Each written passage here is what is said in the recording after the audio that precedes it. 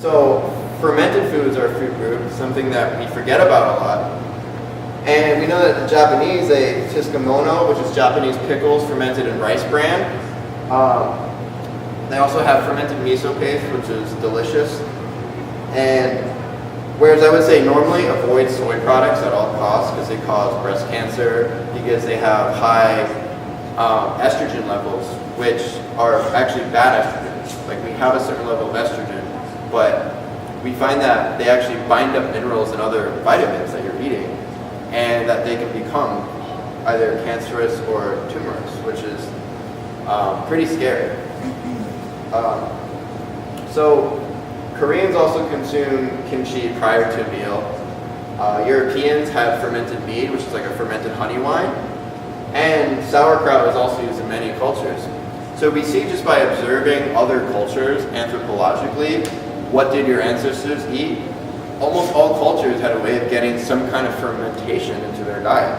So if we were to observe, I think Daniel Vitalis, he always says, like, if you were to observe an animal in the zoo, and you were to try to figure out what to feed it, what would you do? You'd probably look at, what do penguins eat, right?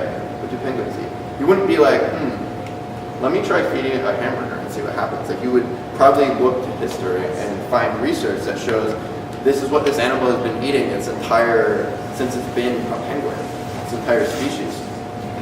So it would make sense for us as humans to not experiment on ourselves, which is kind of absurd, but it's become really, really trendy in modern day age. You can go downtown, how many juice bars do you see everywhere? And juice isn't necessarily bad or good. As always, it depends quality, the source, is it organic, is it local maybe? Maybe it's not local but it's organic and it's the summertime and it's really hot. That would be a better time to drink a green juice. Middle of winter, when you're deficient and you need to create warmth, we're going to talk a little bit on a Chinese medicine sense in a little bit about blood and qi and how that works in the body and the different energies within our body. But for now, basically drinking a lot of really cold drinks, something you wouldn't do in the middle of winter ever if you were on a survival level, really destroys the spleen and the stomach. And something that can be very obvious for that would be getting diarrhea. That's what we call a spleen prolapse. Your spleen isn't literally prolapsing, but if you're getting diarrhea on a regular basis, it means your body's not absorbing whatever you're eating. And that's something to be aware of. So maybe add in some more hot soups, drink more hot teas, hot beverages, liquids that are going to warm up the spleen, because that's what our body has to do anyway. When food goes into us, our body heats it up and breaks it down, right? So you're already saving your body's energy reserves by doing that. In the middle of summer, when it's 1,000 degrees out, if you do nothing but eat hot soup and drink hot foods, guess what? You'll also be out of balance. So, like all things, yin and yang, there's a balance and there's a harmony, and part of being one with that harmony is just kind of going with the flow, doing the best that you can do on a day-to-day basis, and setting the intention that it's okay that you're not going to learn all this stuff for the rest of your life, like today. You're not going to learn how to make every single thing that I'm going to show you today, immediately. But if you set the intention, this is something I want to learn more about. Within time, you will begin to pick up the pieces. It will seem more familiar. As you're just basically learning the basic vocabulary right now. So, I really have to blow through this presentation. I'm sorry. I think we have a stuff. So, here's some examples of fermented food. We've all seen kombucha in like Whole Foods. We're lucky because we live in New York City and it's easy to get this stuff. It's everywhere. Here's some more examples, some fermented foods. We're going to be doing a workshop maybe in the next few months on fermentation, how to ferment your own foods at home, as well as how to make your own fermented foods so you can save a lot of money, as well as kind of have a cool hobby that's super healthy.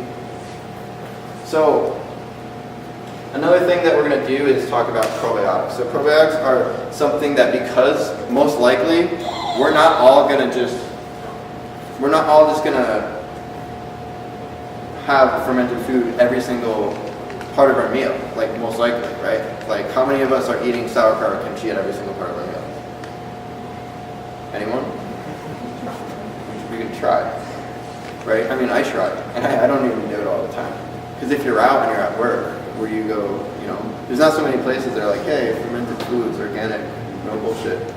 It's very hard, it's very difficult. So what you can do to kind of basically have an insurance policy on your digestive system, creating that healthy gut flora, that bacteria, that's so important to building proper immune function. Once again, we are talking about athletic performance, but we're talking about strengthening all body systems, right? All body systems. So the immune system is really important, because if you don't have a good immune system and you're getting sick all the time, you're deficient, you're depleting your body's nutritional reserves.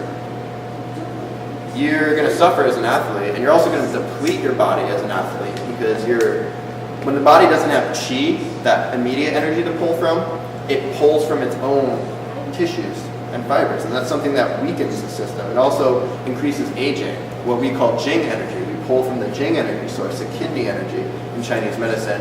That's a place you don't really want to go. You want to replenish Jing, you want to replenish Qi, pretty much every single day if you can. And there's a few other strategies we're going to show you how to do that.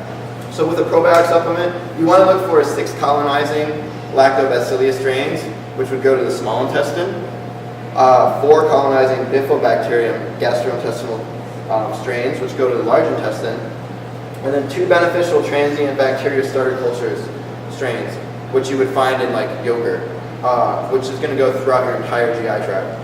Yogurt is very phlegm building, and if you have an aversion to dairy, kind of like me, kind of like a lot of people, I would say it's better to just get that from a probiotic source. So that's about 6 + 4 + 2 is 12 probiotic strains that should be in a probiotic product. If you go to the store and look at these products, it's like, how much money are they charging for a bottle of probiotics nowadays? It's ridiculous. It's like $70, $50, $60. And I look at the back, and it's got all these processed things in it and like allergens. So the other thing you want to look for in a probiotic supplement is you want it to be multi-strain, not a single strain. So you want that multiple 12-strain profile versus just one strain. Because a lot of people will try to sell you on just one strain. And to somebody who's not aware of that, you're not going to know any better, and you're going to purchase their product. Look for a hypoallergenic product. So that's a product that doesn't have any milk or casein in it, no eggs, fish, shellfish, tree nuts, peanuts, wheat or gluten, corn, yeast, and soybeans. Contains no artificial flavors, colors, or preservatives. So the other thing is, basically these are our probiotic supplements. I got really sick of constantly going to Whole Foods and spending $1,000 on probiotics. So I was just like, why don't I just find a product I actually like and use myself and label it and make it mine. You can take a look at that, maybe pass that around. And as you see on the back, there's a whole bunch of strains, and the probiotic count is 25 billion. That's a significant amount for each strain. And you'll see that when you look at the back of a bottle, you find that it's like 10 billion a lot of the time, which is a lower amount. And that could be okay if your digestive system's already really great.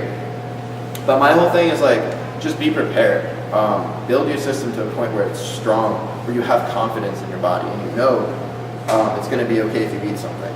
You know, I have a very sensitive body to this day, but my body has changed. I could get away with grass-fed butter now. I can get away with, if I have goat cheese, I could get away with it one day. And yes, I'm lactose intolerant, but because I take probiotics on a regular basis every single day, I have built my digestive system and replenished that gut flora. Another thing that destroys your digestive system is antibiotics. And almost every single person in this room has been on antibiotics at least once in your life.